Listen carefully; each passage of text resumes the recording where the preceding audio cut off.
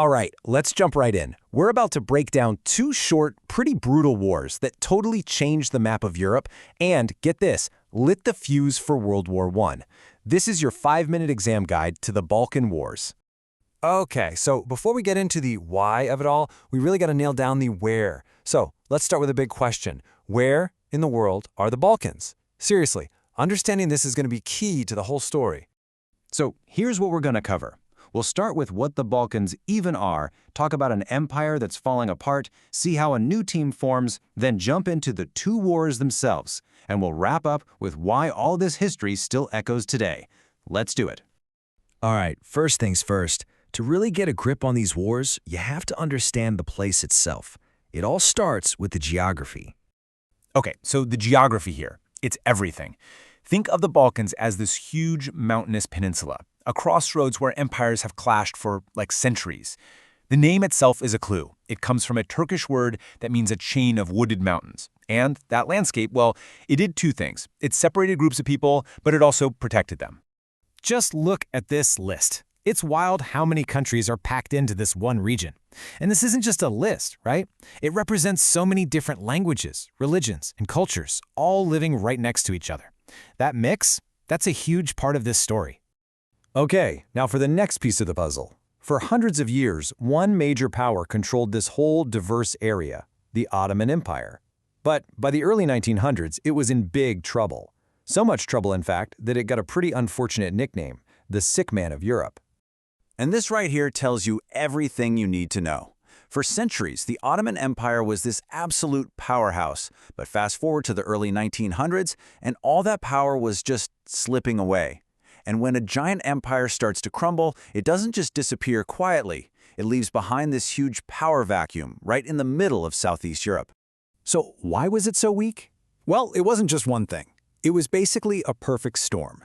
First, you have nationalism bubbling up everywhere. This powerful idea that people who share a culture should have their own nation. Then you throw in a really outdated military, a lot of anger from Christian populations about how they were being treated, and on top of all that, the big European powers couldn't agree on how to fix things. The whole region was a tinderbox just waiting for a spark. So you've got this weakening empire, and who sees an opening? The new Balkan nations. They looked at the situation and thought, hey, this is our chance. They realized that if they teamed up, they could do something they could never, ever do alone. And their big idea was to form a military alliance. The goal was simple, but wow, was it ambitious. Step 1, kick the Ottoman Empire out of Europe for good. Step 2, grab that land for themselves and expand their own countries. So who was in this club? Greece, Bulgaria, Serbia, and Montenegro. And look, these guys were not always friends. They had their own beasts with each other, for sure. But they decided to put all that on hold to go after their common enemy, the Ottomans, because they could smell victory.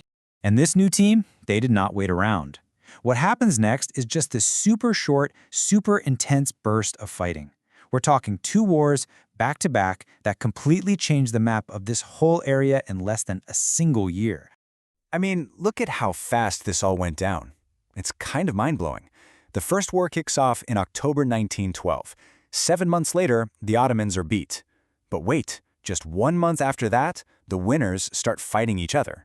The whole power dynamic of the region flipped on its head in just 10 months. Crazy. You can almost think of it like a two-act play. Act 1, the Allies team up and pull off this amazing victory. Everyone's happy, right? Well, then comes Act 2. The main bad guy is gone, and suddenly all their old disagreements come roaring back. They just couldn't agree on who got what piece of the new land, and it ends with Bulgaria making a huge mistake in attacking its old friends.